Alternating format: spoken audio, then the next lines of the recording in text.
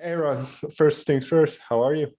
I'm doing good, man. Doing good, man. I can't really complain about anything in this time period, you know.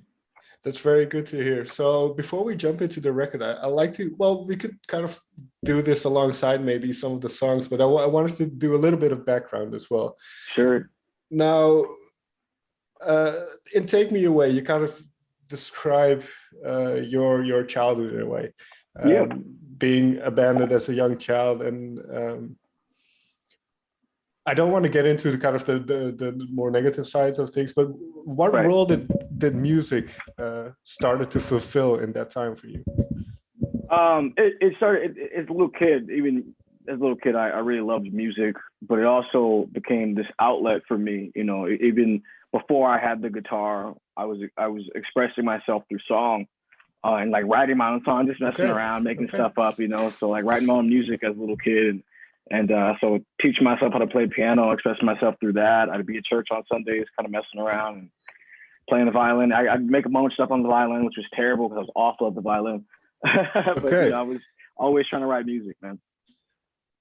Well, this I don't know, maybe it's too long ago, but do you remember some of those songs, some of those early kind of attempts at expressing yourself? Yeah, I do, man. I do. I actually just found my auntie just found me an article from high school when I was featured as the artist in high school, and I read the song. I was like, that was crap, dude. That was so bad. But if you think back at what you were, can you kind of do you understand now what you were trying to do at that point? But because obviously the skills weren't there yet, but can you kind of find what you were trying to do in those? Yeah, you know, what I found is that I still, even as a little kid, I still had this from being around music and growing up in the church and stuff. I'd already had the basic idea of songwriting structure, you know. So like even from that point, I was already kind of really getting my feet wet in terms of songwriting and things. And so, you know, at the time, no one knows what you're going to end up doing. But yeah, I could see it even then, man. That was kind of a little glimpse into the future for me. Right. And who were the artists? Or maybe I'm sure that there were a whole host of artists that influenced you and kind of had a significant role in your life. But can you pick out maybe one or two that you remember really well that kind of helped you through things?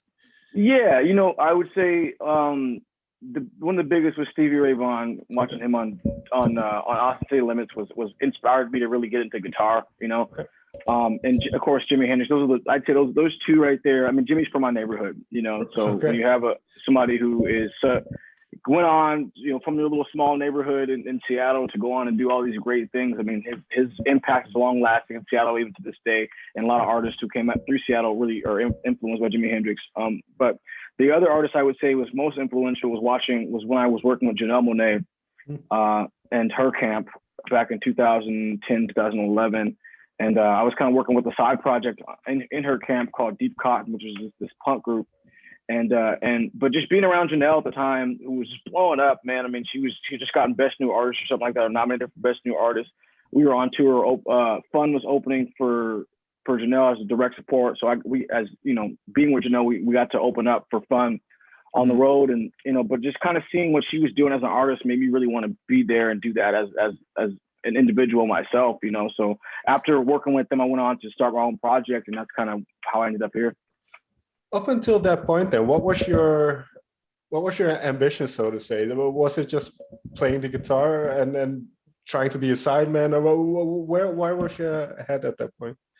I didn't have one, man. I was so obsessed with guitar. I just had this passion. And I was like, it was one of those things where I was so obsessed, and I just wanted to play all the time and just let my passion take me where I wanted to go. I know I wanted to travel. That was a big, huge ambition for me, was just to travel. And then come up from my background where, you know, we were at the time, you know, family four, single mother household, basically. Growing up with my auntie, man, we didn't have the funds to just send kids out to go do on trips and stuff. And so, you know, kind of create my own way, whether it had been through playing guitar or at the time, you know, I played ultimate frisbee too, man. So that got me out as well. But traveling was a big ambition of mine, and the guitar was such a passion. I just kind of put my wings on, you know, on that and just flew away, you know. Just like I was really wanting to play guitar and let that take me away. That's what Take Me Away actually was really about, you know. Okay. Well, I'm sure you've answered this question a million times, but what was it about the guitar that stood out to you, that kind of grasped you? You know, I at the time I'd been playing violin as a kid, which I liked, but I felt like there was something lacking in terms of expression for me.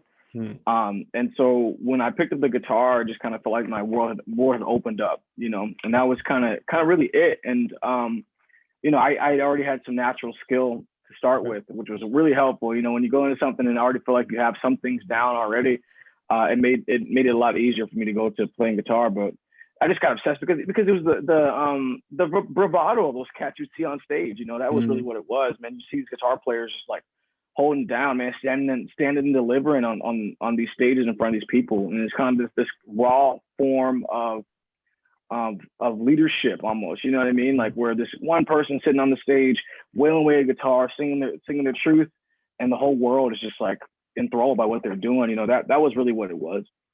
So with that in mind, then, after that whole experience with Janelle Monáe, what was the next step for you? How did you kind of seek to achieve what you saw with Janelle Monáe? I just grinded, man. I went through the back door. I thought I always say I went through the back door, man. I played every single coffee shop in Seattle I could. I played every bar I could. You know, I had a bar band to start with. And because I was, you know, I had a background and had learned some blues music, man, it made it easier for me to get into these bars and play these 3-hour sets, you know, doing some cover songs, but still kind of peppering in some of my own originals. And, you know, and I started my own company, which was really helpful. So when I did that, I was able to independently release some stuff. And that's what really got my name out there. But it was just putting my head down and grinding every single one show at a time, man, one show at a time along the way. And always being open to learning and accepting truth from people, accepting criticism, accepting the things that were going to make me better as an artist, you know. So that really was what it was. Can you share one lesson or maybe one bit of wisdom that was shared to you at that? Yeah, don't be an asshole. That's a big one. Fair enough. The biggest one. That's honestly the reason I say that, though, I jokingly say that, but the reason I say that is because it's so important that people realize that this game really, as good as you are, as talented as you may be, this game really is about the relationships you create with people. And that was the biggest lesson I learned, was like learning how to network and create these genuine relationships with people who I had genuine interest with, who were maybe, you know, further along the way with me. You know, like one of the first instances I can think of that was when I was, you know, in the bar scene, trying to make my way, and I got in with this place down in Seattle called Escada Bistro, which was owned by the former basketball sensation Sean Kemp, you know, Seattle Supersonics. You know? Yeah, I love the Sonics. Yeah, so that was my first instance of creating like a relationship with someone who had a vast network, you know, and alongside with him, he owned that bistro with Troy Wright. Troy Wright was married to Jimi Hendrix. Jimi Hendrix, who was Jimi Hendrix's little sister. So here I am. I get in this relationship with Sean Kemp, and has brought on this relationship with Troy Wright, whose son was the one that called me to go work with Janelle Monáe, which is why I ended up, you know, ultimately going for what I did. So learning just like these network, learning these people and creating these relationships and learning how to play the game a little bit is what is really the most important thing I learned, honestly, and keeping your skill up, obviously, you know, but that was a big one, you know. Very quick side note, because I'm a big NBA fan. How much does Seattle need an NBA team? Oh, badly. I think that took a lot of the soul out of Seattle when that happened, man. I mean, I can't really even, it's hard to describe unless you've been through it, but it took a lot of the soul out of Seattle, man. Like a lot of the it's sad in a way, because it was such a fun franchise as well. I felt yeah, we were the little city that with the big team, you know, and that's what it felt like for us, you know. Especially in the 90s with Peyton and Kemp, as you said. I mean, that was such a fun team to watch as well. I mean, I wasn't old enough, but I watched it later. So yeah, no, that was the heart and soul of Seattle for the longest time, man. And even think about this, man. I mean, you know, right before the Sonics left, it was, what was that? Kevin Durant, and who was he playing at the time? Russell Westbrook, right? Those were might have been. I'm trying to think. It was Kevin and Russell. They were both. They were both. What was it for Russell? I know for sure Kevin Durant, but I'm pretty sure Russell Westbrook was there too, man. And that was our team before they went to Oklahoma and won a championship. So think about that, and like those kind of things happening to us in Seattle is it's like this whole generation long thing that's been happening over and over again to us. So I think it's really important for us to get a basketball team back, and I'm a huge advocate for that. I know a lot of people are. Yeah, I hope that gets done at some point. Well, let's get back to the music. And you mentioned Jimi Hendrix and also playing those kind of traditional blues licks. Now, there's a quote that is attributed to Hendrix, and I'm not sure if this is real, but where he says the blues is easy to play but hard to master. Do you feel the same?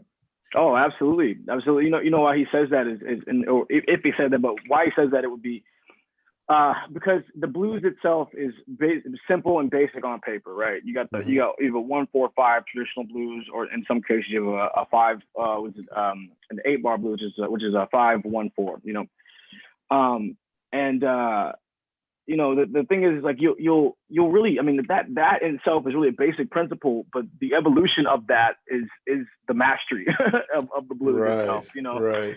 And spawning from that comes from all these different styles of rock and pop music that a lot of these things have evolved from over time, even jazz and all that. And so it is still, I mean, I'm still mastering the blues to this day, and I consider myself a bit of an expert in the blues, but I'm still mastering it.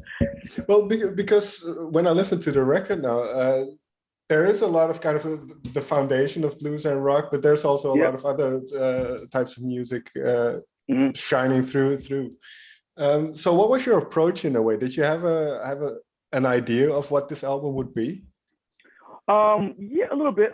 Going into it, it started out one way and started evolving and changing into a different way. So initially it had a much darker tone to it, I think. Okay. But I think that for me as a new artist to a lot of people, even though I know I've been around for a while and doing this as an independent artist for a while, but for the vast majority of people, as a new artist, I thought it was going to be really important to set the later groundwork as to the kind of artist that I really am.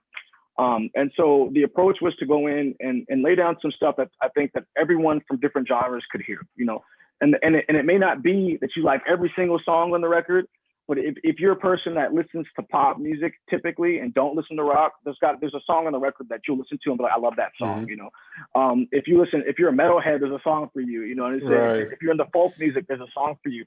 So I just wanted to really, really show off the kind of like the diverse palette of things that I'm really into and the things that I can deliver before I really started getting into these records that are focused on a particular tone, So I kind of hit all the bases of music that I love, And obviously one thing in your music is the guitar is very prominent and very upfront, which is great to hear as somebody who likes guitar, and that's something that's kind of slowly getting less so in the kind of modern music. So for you, what is that? Why that emphasis on kind of making that sound as big as you can get it almost? Well, I got big shoes to fill here in Seattle, So fair enough. That was a big one, man. The Seattle sound was really important for me to really bring out in these songs.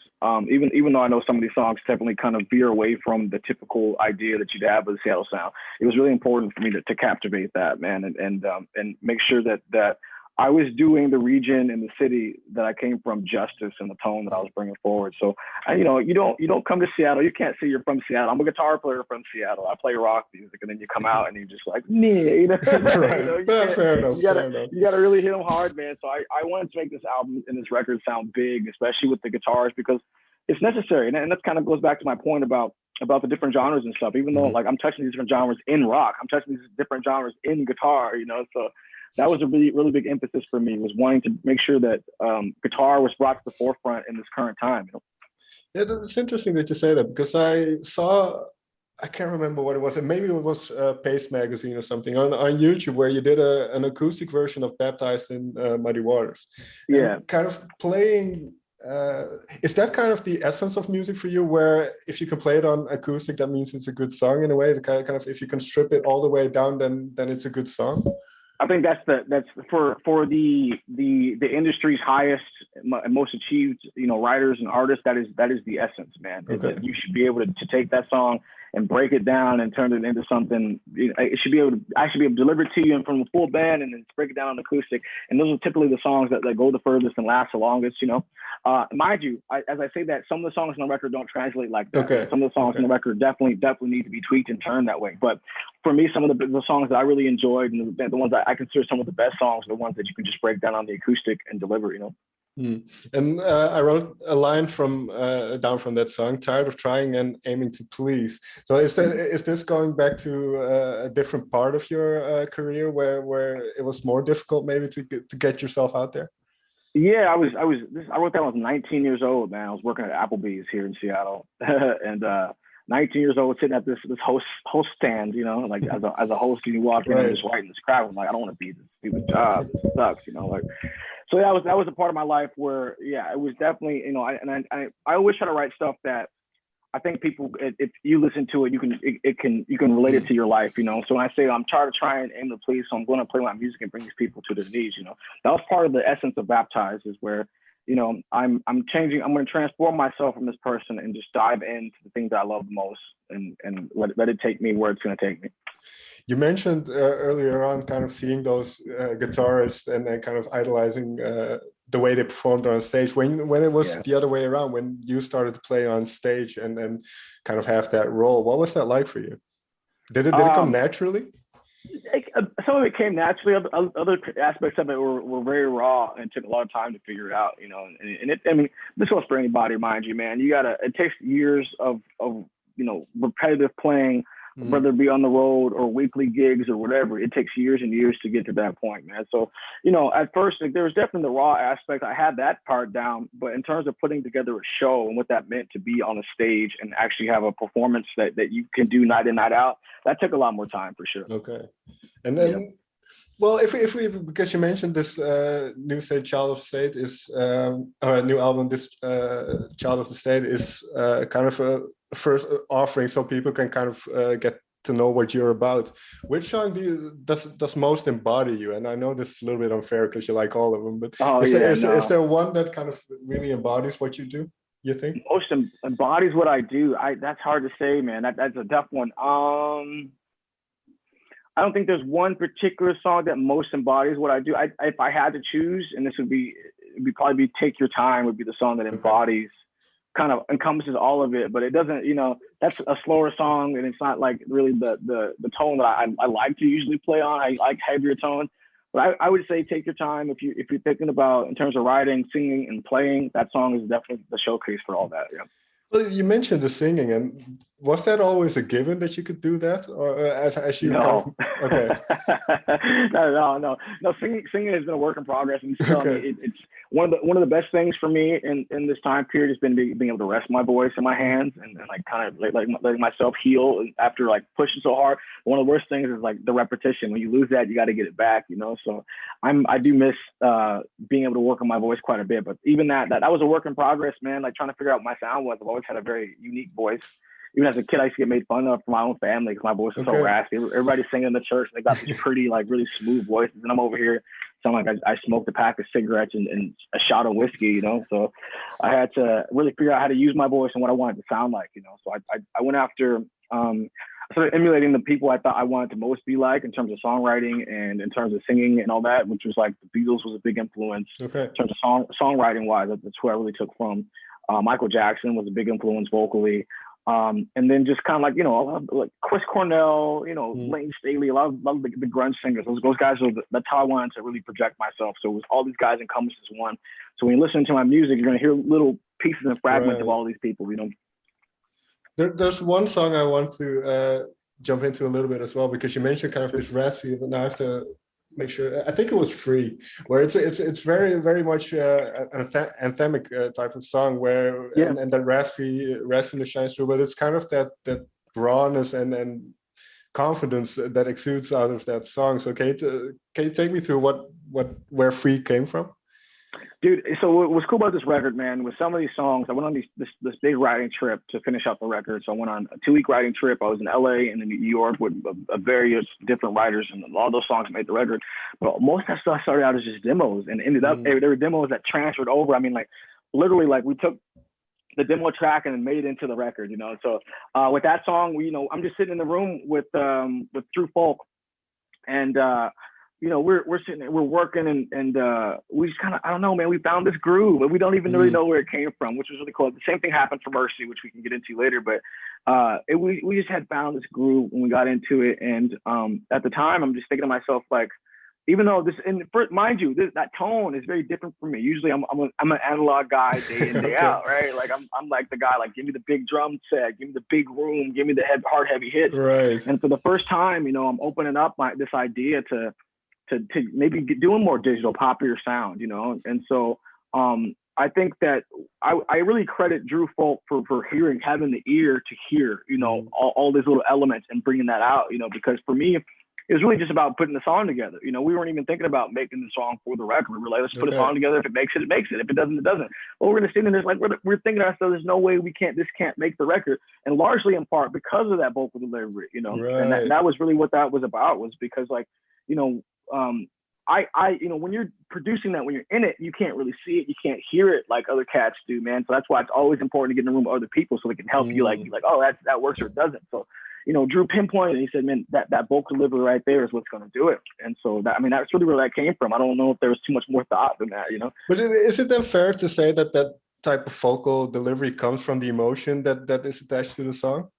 100% fair, for sure. Absolutely. I mean, and I don't know if it's attached to the song or just attached to me, you know. Okay, fair enough. You know, but the song itself, yeah. I mean, that's.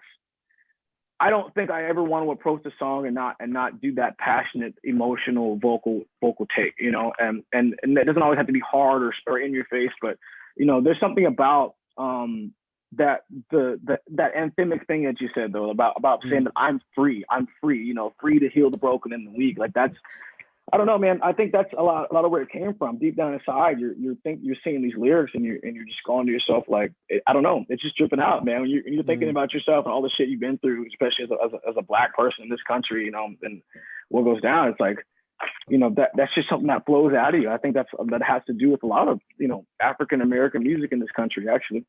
And so, well, that brings us to Mercy then, and as you mentioned, it's another one of those songs. So, is that an important one for you, Mercy? Mercy is an important song for me. Yeah, very much so. It was for me. I mean, that was on the song that started out as a demo. We didn't know if it was. We weren't planning on just throwing on the record, but it ended up being so good. We had to take it because of that, man. That was important to me for a number of reasons. First, it was like one of the first new songs that I'd written in a long time, right? So some of these songs in this record I have had with me for a long time. Okay.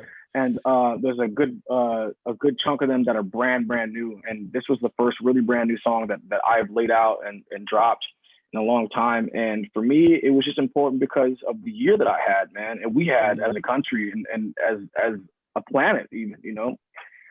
So it was very important for me when I dropped when that came out, you know. Because it really embodied. I mean, even now, I mean, you know, we're going through this trial over here in the States with the George Floyd trial, and even now, it's like a lot of those wounds that were opened up in the summer are being reopened right now because of the raw emotion and all the tensions that were going on, man. And as you said, kind of reflecting at what you've been through, and then maybe this is not a good question, but I'm going to ask it anyway. Go for it, man. But the kind of realizing what you have been through, and you've been through quite a lot in your life. Were there ever any moments where you thought about quitting music? Yeah, there's been plenty of moments when I thought about quitting music, man. I mean, there was a time span in between the time that I basically was making the leap from the indie side of my career into trying to find a major label, which can be hard. I mean, especially if you've been doing the indie thing for a while, man. You know, a lot of your material is already out there. So how are you supposed to repackage that and then go find somewhere to put that and get a deal? You know, so that was a tough time for me mentally, for sure. And those things kind of crossed my mind because at the time, you know, we're really trying to relaunch and repackage who Ayron Jones was, you know. And I say that the third person, I don't mean to be cocky or everything. I say Ayron Jones the package, not just like the person, you know. So I'm trying to figure out who Ayron Jones is as an artist, and I'm just like we're finding nothing. I mean, it was really from 2017 through 2020. It was this big chunk of time where we had taken down all my indie stuff. I wasn't playing mini gigs at all. I was playing local stuff, and you know, and I'm getting older, and I'm thinking to myself like, when's this gonna happen for me, or is it gonna happen for me? Because like, you know, money's drying up. Like, and my indie career was great because I was making decent money, you know, as an independent artist, you know, enough to live off of, enough to support my family and all that. But you know, when you make that leap, you have to like do things that are really uncomfortable. And for me, it was like, that was the hardest part. It was like trying to wade through these waters and like keep myself mentally in a state of focus to keep moving forward. That was one of the toughest times of my career, I've got to say. Yeah, and especially because I'm very interested in kind of what drives people and where certain passion comes from. And in that sense, because I mean, you had a rough childhood, you had to, where you mentally had to get through to the other end. So what kept you strong, so to say, in those moments? What helped you through those moments? Was it again music? It was music itself. There's no dichotomy there, right? It was music itself that kept me going. You know, it kept me going. And just like, I have this firm belief. I'm a very spiritual person, right? I'm not a religious person, so to speak, but I do believe that science and spirituality are one and the same. And so, you know, if anything that I understand about this interactive world that I'm in is that it is a reflection of my most inner thoughts and my most inner being. And so I took myself into a state of meditation and visualization that has oftentimes helped me through these time periods. Okay. And I just saw what it was I wanted, man. And I got it. I mean, I have a note over here writing down the record deal that I ended up getting before I got the phone call from the management company to get signed to the management company to get the record deal. And if I pull this out, it's in my room somewhere, but it's a note that literally lays out pretty much every detail of my record deal long before it happened, you know, just months before it happened, or years. Oh, that's really cool. You know, so I've always found a way to get myself through that. I think that's really important, is grounding myself in my spiritual understandings is oftentimes helped me through, because most of the times the path of resistance that we're facing really is not a path of resistance so much as ourselves getting in the way of ourselves, you know, and not being comfortable with the fact that there is, you know, the path with the most resistance is not the path with least resistance is the way, and it doesn't always look that way, right? Sometimes you're like pushing this way, and you're trying because you want this thing so bad, but actually the path to get to your journey is this way, and you're afraid to do that because it looks like it's easy. It looks like you're settling here, but you're not settling. You're following the way, you know. It's kind of having patience as well, I think. Yeah, that patience too, and then the pandemic hit, so that's you know, I had to again mentally prepare myself for that. But you know, as we're getting towards the end, it's looking good, man. Yeah, finally then, because I mean, as you mentioned, the world is still a very crazy place, and now this album is coming out. And what do you hope people take away from it when they listen to it, and also what do you hope it allows you to do in the future? You know, I hope people I really hope people get to know me, get excited about me as an artist. That's really what I would like. I want people to pick up their guitars again. I want people to start playing guitar music. I want people to start going and researching all these, you know, these rockers and these people that laid this foundation, especially this younger generation who, by the way, you know, I have to give credit to the younger generation, because honestly, you know, these kids that are coming up now, they are wanting to play more guitar. They're showcasing themselves on guitar. I'm seeing it all over the internet these days. Cats are like still playing, you know. So it's a great time for guitar rock to come out. I want people to feel, especially those kids that are in the hoods and the kids that are facing poverty and trying to having a hard time figuring out what they want to do. I want them to be inspired to chase their dreams and go do it, man. Grab a guitar, play, sing, express yourself as much as possible. And I'm hoping to just bring a few smiles, you know, some people's way, man. That's really what it is on this first record, and then we can really dive into what it is that, you know, that is my deepermost inner thoughts and being will shortly come after that too. Right. Well, one last thought then, because you mentioned something which reminded me of. I had a conversation with, I don't know if you know, Michael Kiwanuka. He's this guy, and he's black and he plays guitar as well. And he mentioned to me when he was kind of coming up that a lot of people didn't get what he was doing because they thought he was a rapper, or they thought he was going to sing R&B. And is that something you've encountered as well, where you're this guitar player where people can't place you in a way? All the time, man. All the time. It can be discouraging at times because that's how people's brains just work, you know. They associate you, they see you that you're black and you play guitar. The first person they compare you to is, you know, they'll say, oh, you're like Lenny Kravitz. Oh, you're like Gary Clark Jr. Oh, you're like Prince. Oh, you're like this, you're like that. I was at the dentist yesterday, and I've been going to this dentist for years, man, for years now. And I walk in, and the receptionist, who I've seen multiple times, who knows my name, knows that I play music, she goes, oh, well, you know, I go in, I'm like, I drop a bill, I'm you know, clear out our bill or whatever. I drop the bill or whatever. She goes, oh, wow, well, what's going on? It's like the biggest chunk of money you put down on the bill. And I go, oh, well, you know, things are going great. You know, my music's getting on the charts and things are happening for me. So I'm able to kind of, you know, open up and catch up with myself. And she goes, oh, well, I thought you were a rapper the whole time. You know, and I'm going, well, you've seen me here for the last 4 years.